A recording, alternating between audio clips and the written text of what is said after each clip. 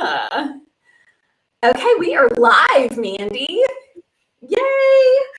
Okay, hello everybody. My name is Heather Lyle, and I help business owners, entrepreneurs, and leaders stay focused on their infinite potential while I reverse engineer their end result. So what do I mean by that? Well, I'm kind of like Google Maps. You just type in your end destination, and I give you those step-by-step directions as to how you need to get there and help you avoid those nasty potholes or ugly mistakes along the way as well too.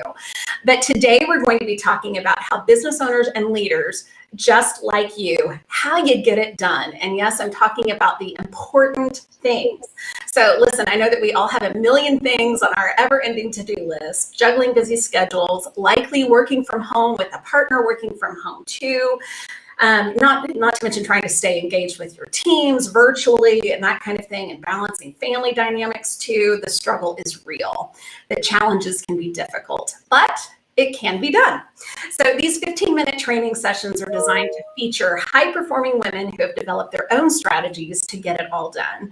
And the purpose of hearing from these women is to learn new strategies that may help you in your business and life, or just affirm that what you're doing is what other high performers are doing as well too.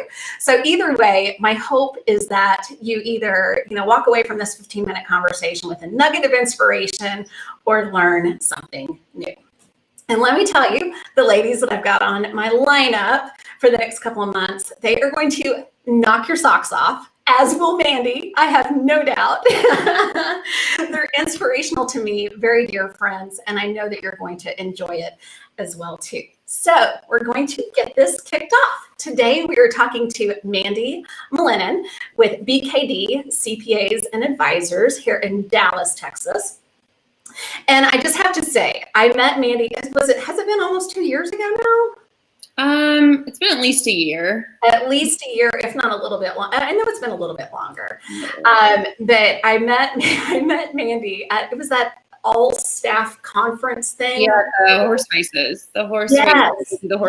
Yep. Mm-hmm. And I had gotten there like right before you all were getting ready to disband, and sitting at the back of the room. And you came at the very end of the meeting, you came trotting back to the back of the room and introduced yourself. And I just felt this immediate connection with you. Mandy just has this beautiful spirit and personality that just makes everybody feel so included and warm. And I don't know, you just radiate positivity. And I just absolutely adore that about you. And I have no doubt that that positivity and the creativity and innovation that I saw just immediately has absolutely brought you so much success professionally as well too. So that all being said, Mandy, give us the 30,000-foot description of who you are and what you do. Well, thank you, Heather. Thank you so much for having me on this. I'm so honored, and the feeling's mutual. I got the warm and fuzzies when I met you as well. I believe I just grabbed you and hugged you. You did. So I'm Mandi Malinin. As Heather said, I do recruiting for experienced hires at BKD. It's a public accounting firm. And that's on a professional level. On a personal level, I am a lover of people. I live in Dallas with my husband and our 2 Boston Terriers, Dorothy and Lucy. Very nice. Okay, but tell us, Mandy. Okay, you've been with BKD for how long? 2 years. 2 years. But just recently, you got a promotion, and so you're a team lead, right? Yes. Okay. I'm the team lead of our experienced talent team. Okay. So tell me, how is that transition? Because I think it's so important for people in general, but women specifically, to know that, we all hunger to, I say we, high performing women, we all hunger to do more and to be more and to climb the ladder and to be all of the things, so to speak. And sometimes when you do make that pivot into more, it brings about its own set of challenges, right? Sure. Correct.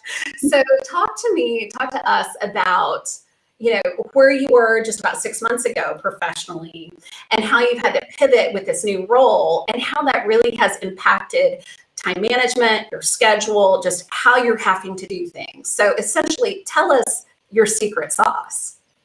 Oh, geez. I don't necessarily have a secret sauce, but so I was a recruiter. I think the biggest struggle that I've dealt with recently is going from being a recruiter on the team and an individual contributor to now, my peers are now, I coach my peers, and it's been an interesting transition. We have a great team though. I'm friends with these people, and so that makes it easier, and I genuinely care about their well-being and their career growth as well. Yeah. But the struggle has been, now I'm about 35% team lead and 65% recruiter. I'm still doing my recruiting job. And, so time management has been very important.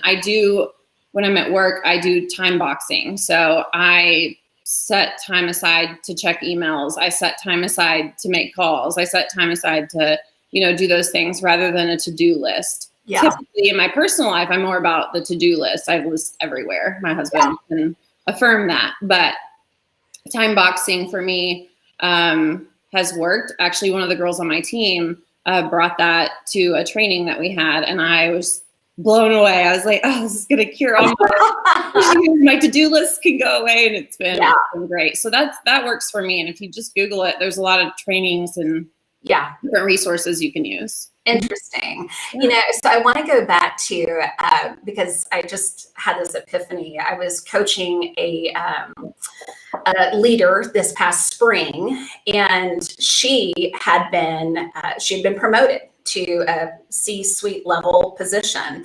And she had been working with her colleagues, her friends and peers and that kind of thing for, 17, 18 years, like a long time, in that peer-to-peer relationship. And then she got elevated, to, C-suite level position. And, the peers who had applied for that, didn't get it. And so now she's in this, position of having to work with colleagues, instead of a peer-to-peer relationship, so to speak. And it was a real challenge. It was a real challenge because, you have some people who, wish that they would have gotten the promotion and they didn't, right? So there's a little animosity there, temporary. I think for her, it was just all temporary, but still, nonetheless, it made the transition hard, right? And so when you find yourself elevating to a higher level position, how do you manage the personalities because you're now their boss, or you're now the leader in charge, and that kind of, you're in a different level, so to speak. Mm-hmm. So, for her, she had some bumps in the road and that kind of thing, but she ultimately got to where she needed to be, of course. But managing the personalities was a little tricky.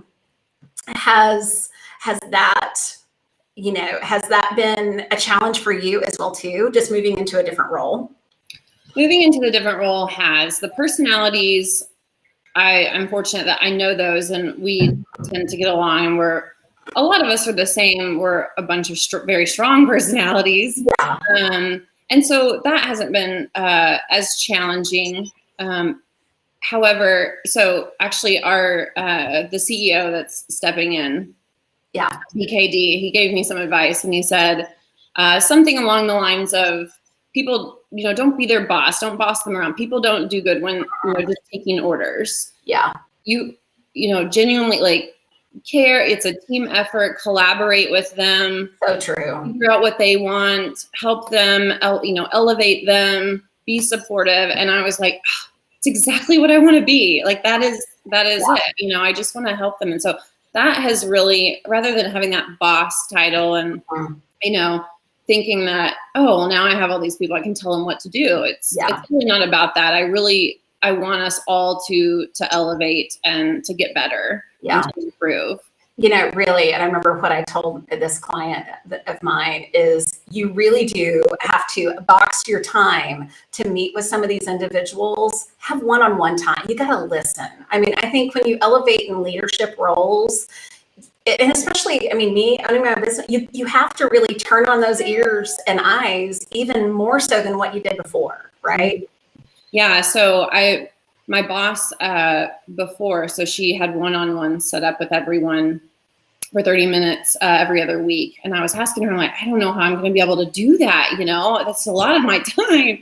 And she said, that's what you need to do that so that you can listen to your teammates. And that's how you know what's going on and what the challenges are. And it's not that I didn't want to do that. I just wanted to be respectful of their time as well. Sure. Because I'm more of I don't really like all the meetings.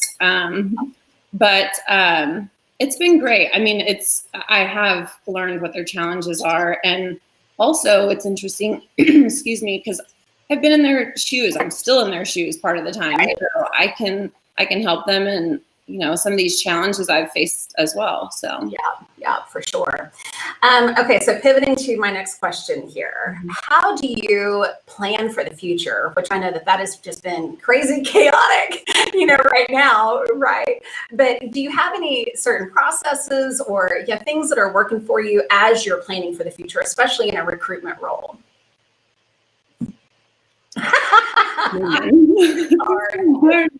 It's hard. Yes, I mean, we do plan for the future. I plan for the future. This might sound a little hokey, but I like to speak things out loud. No matter how outrageous they might sound, I like to put things in action that way. I do believe we manifest our own destiny. And so I think that if you believe it and you write it down and you plan it out, then you're going to make those efforts to make it happen. You better put out that roadmap. I mean, that's really what it is. Exactly. Yep. So what do you struggle with in your new role? What do you struggle with, and who or what is your inspiration, motivation to kind of help you get through it? My biggest challenge is going to be time management right now. And my motivation and inspiration, you, for one. Yeah. Constantly tuning in, and I learn little snippets, little snackables every time I, watch these videos. Todd Lyle, he's the one that told me to turn off my notifications. I will never forget that. I do not get my email notifications on my screen. So sometimes I come to my email box, I'm like, there's a lot going on, but I was able to focus. Yeah.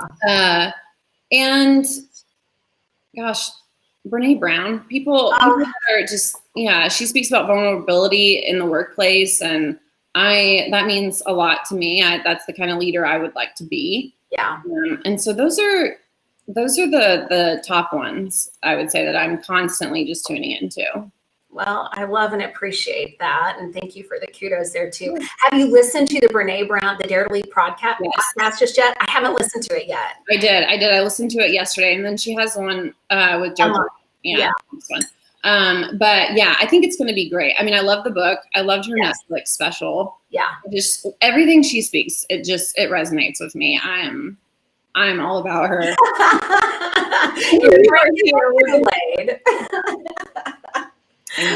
Very good. Well, Mandi, thank you so much for taking just a few minutes. I know time is really critical for you right now. So I appreciate the time that you took just to kind of share your perspective and where you're coming from. I have no doubt that it will help other people as well too. Really.